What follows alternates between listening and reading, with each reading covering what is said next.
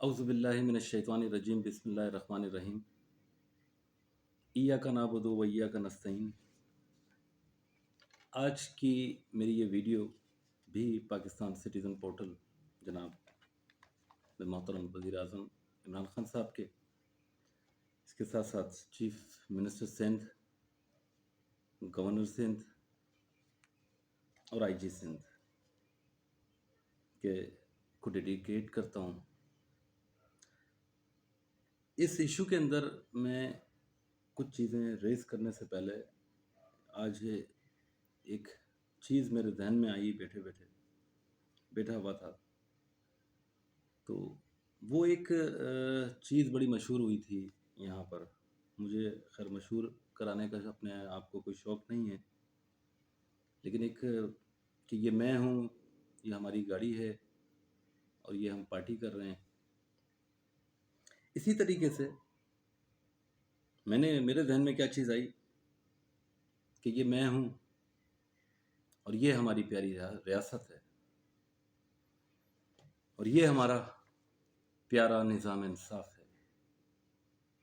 एक और इसके साथ दूसरा ऐड करना चाहूँगा कि ये मैं हूँ, ये आप सब हैं और ये हमारी पहली ईद है जो बग़ैर कुर्बानी, बग़ैर कपड़ों और खौफ व ख़तर में गुज़र रही है। जैसा कि मेरी डिटेल्स, मैं एक ओवरसीज़ पाकिस्तानी हूँ, मेरा नाम राव मोहम्मद शुएब है। पिछले 7 साल से पाकिस्तान के अंदर स्टक हुआ हूँ। ये अपनी पिछली कंप्लेन के अंदर मैं पाकिस्तान सिटीज़न पोर्टल पे ये मैं बता चुका हूँ। और सबसे पहले बहुत बहुत शुक्रिया, thank you so much for that, कि आप लोगों ने मेरी जो वीडियो पैगाम था उसको रेलेवेंट अथॉरिटीज़ जो हमारे चीफ मिनिस्टर हैं और आईजी सिंध साहब हैं उन तक पहुँचाई। इसके लिए मैं बहुत बहुत आपका शुक्रगुजार हूँ। अपनी स्पीच कुछ बातें कहने से पहले मैं आज हमारे सबसे कल भी मैं इस बात को बता चुका हूँ कि मेरे पाकिस्तान में आज 7 साल से यहाँ पर क़याम करने की एक ही बुनियादी वजह है कि एक फेक जुडिशल ट्रायल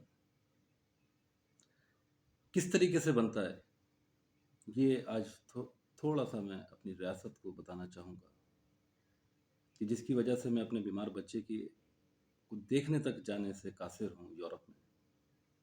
कल भी मैंने उसके हवाले से बात बताई थी। खैर,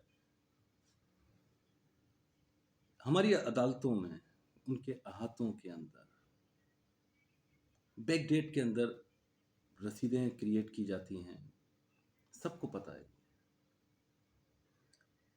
चीफ जस्टिस ऑफ पाकिस्तान की इंफॉर्मेशन में भी ये बात मैं लाना चाहता हूँ कि खुदारा इन इश्यूज़ को जो किसी इंसान की ज़िंदगी के अंदर भी जहर घोल देते हैं, जैसा कि आज मेरी जो भी हालत है, जो भी सिचुएशन है, उसकी ज़िम्मेदार कौन है? हमारा निज़ाम, हमारा सिस्टम। क्योंकि हम लोगों ने वो रास्ते छोड़े हुए हैं जहाँ से जराइम की इब्तिदा होती है। हम ग्रोथ कर रहे हैं जराइम को। हमारी अदालतों के अंदर मैं इस बात को प्रूफ कर चुका हूँ कि उन्हीं अहातों के अंदर वहीं पर बैक डेट के अंदर लीगल नोटिस तैयार होते हैं, उधर ही रसीदें बनती हैं, उधर ही जाली स्टैम्प पेपर भी मिलते हैं और उधर ही गवाह भी खड़े होते हैं। ये तीनों चीज़ें जब बैक वक्त एक क्रिमिनल आदमी के सामने प्रोवाइड कर दी जाती हैं तो वो उनको यूटिलाइज़ करता है। वो यूटिलाइज़ कैसे करता है? जिस तरीके से मेरी एक प्रॉपर्टी की डील किसी भी एक पार्टी के साथ हुई, उन्होंने 1 साल का टाइम मेरे से मांगा, वो नहीं आ सके टाइम के ऊपर, मार्केट के प्राइस अप हो गए। मेरा मौक़िफ़ एक सीधा सा था कि भाई आपको 3 महीने की बजाय हमने 1 साल का टाइम दिया और उस 1 साल के ड्यूरेशन के अंदर भी अगर आप पेमेंट नहीं कर सके तो आपका ये सौदा कैंसिल हो जाता है ऑटोमेटिकली। लेकिन वो कैंसिल नहीं होता, वो आज तक कैंसिल नहीं हो सका। کیونکہ کوئی بھی شخص جب ہماری عدالتوں کا رخ کرتا ہے تو اس کو یہ بڑے اچھی طریقے سے پتہ ہوتا ہے کہ every thing is available there. میرے پاس ایک ویڈیو میں نے بنائی تھی سٹی کورٹ کے اندر، وہ میرے پاس اگر ابھی نظر آ گئی میرے کو تو میں ابھی اس کو اٹیچ کروں گا، جس میں ایک ایسے ہی انفارمیشن لیتا ہوا میں جا رہا تھا کہ یار مجھے وہ اسٹیمپ پیپر چاہیے. تو چلتے چلتے چلتے ہوئے ایک سنتری ایک حوالدار ہوتے ہیں یا کانسٹیبل جن کو کہا جاتا ہے، وہ کھڑے ہوئے تھے. تو میں نے ان سے پوچھا، کافی ایجڈ سے تھے. میں نے بولا بابا یہاں پر اسٹیمپ بیک ڈیٹ کے اندر اسٹیمپ پیپر کہاں ملتے ہیں؟ تو انہوں نے کہا کہ وہ سامنے چلے جائیں کاؤنٹرس پہ، جو تمام چیزیں لے کے بیٹھے ہوتے ہیں، اسٹیمپ پیپرز اور یہ آپ کا ٹائپ رائٹرز وغیرہ ہے یا کمپیوٹر. تو میں نے بولا بابا بیک ڈیٹ کے اندر اسٹیمپ پیپر مل جاتے ہیں یہاں پر؟ تو انہوں نے بڑے دل برداشتہ ہو کے اور بڑی مایوسی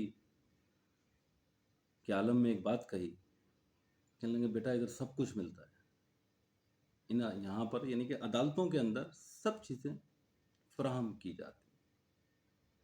اسی طریقے سے پرفیکٹ کوریئر نام کی ایک کمپنی تھی جس کی رسیدیں بنائی گئی. ادھر ہی وکیل نے بیٹھ کر بیک ڈیٹ کے اندر لیگل نوٹس بنا دیے کہ جی ہم تو پیسے دے رہے تھے، آپ لے ہی نہیں رہے تھے. یہ موقف اختیار کیا گیا. اس کے بعد اسی احاطے کے اندر جو ہماری کورٹس بنی ہوئی ہیں وہ اسٹیمپ کر دیتی ہیں کہ جی یہ تو کیس اپروو ہو گیا. اب وہ کیس چلنا شروع ہو جاتا ہے. اس کے بعد کیا کیا صورتحال انسان کی زندگی میں آتی ہیں.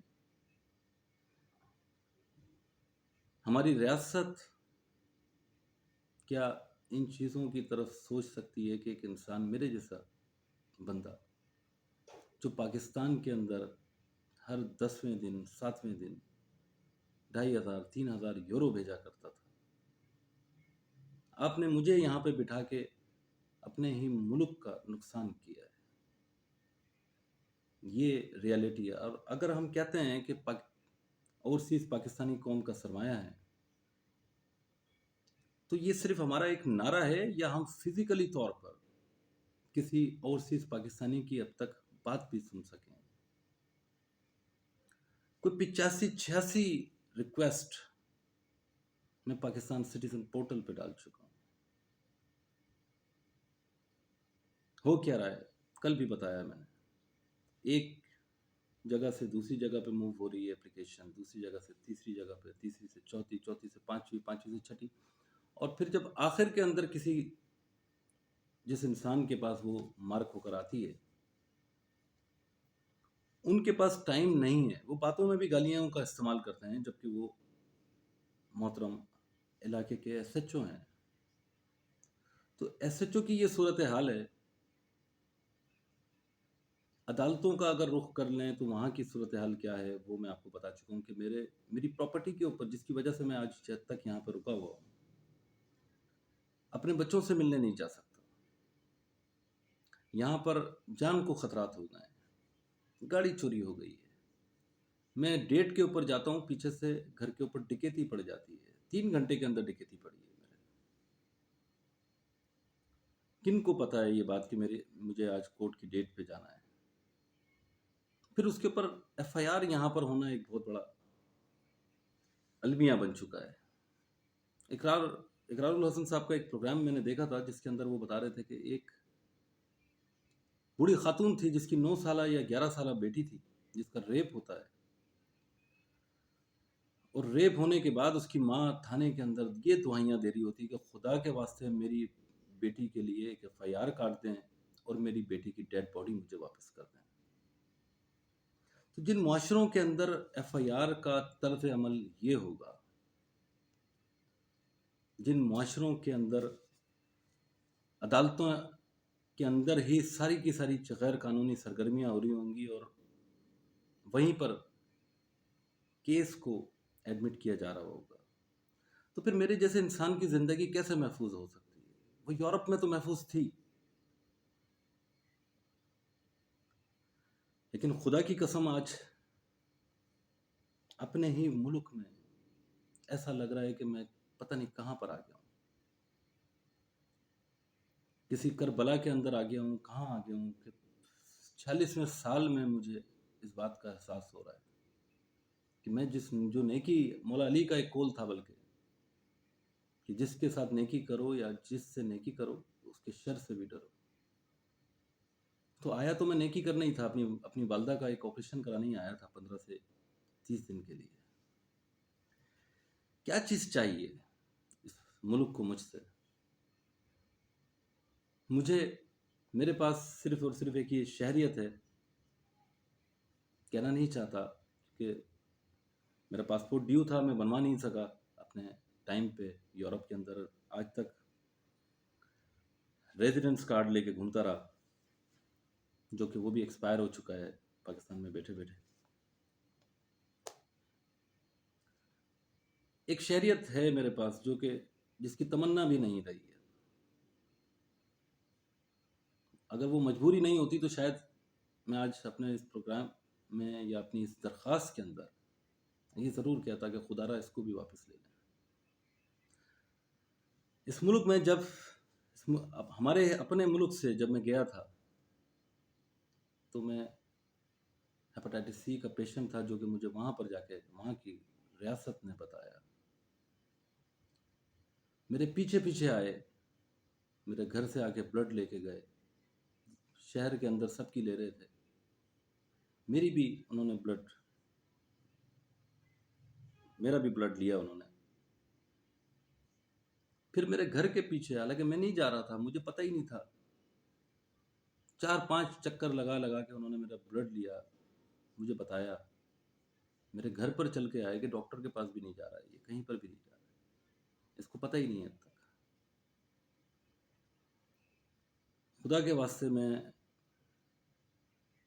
نہ تو عدالت کے خلاف ہوں، نہ اس ملک کے خلاف ہوں، نہ یہاں کی کسی بھی ریاست کے اداروں کے خلاف ہوں. میں صرف اور صرف ایک چیز چاہتا ہوں، اور وہ یہ ہے کہ میرے جو بھی اس گھر کا، یہ پوری کی پوری ریاست اس کو دیکھ لے کہ میرے پاس صرف ایک پراپرٹی بچی ہے، نہ گھر کا سامان بچا ہے، نہ گاڑی بچی ہے، جس کو پولیس کہتی ہے کہ وہ میں نے خود سیل آؤٹ کری ہے.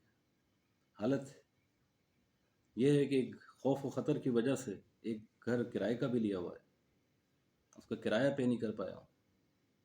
گھر کی لائٹ 6000 یونٹس بڑھوائے گئے ہیں، وہ کٹی ہوئی ہے. کیا چاہتے ہیں؟ یہ ریاست مجھ سے جو چاہتی ہے، اگر موت بھی لکھی ہے تو وہ موت بہتر ہے. شاید 7 سال زندگی کے میں ادھر گزار چکا ہوں، اپنے بچوں سے دور ہوں، اپنے گھر سے دور ہوں. ویڈیو بہت لمبی ہو جائے گی، اسی کے ساتھ میں اجازت چاہوں گا. اللہ نگہبان. پاکستان زندہ باد.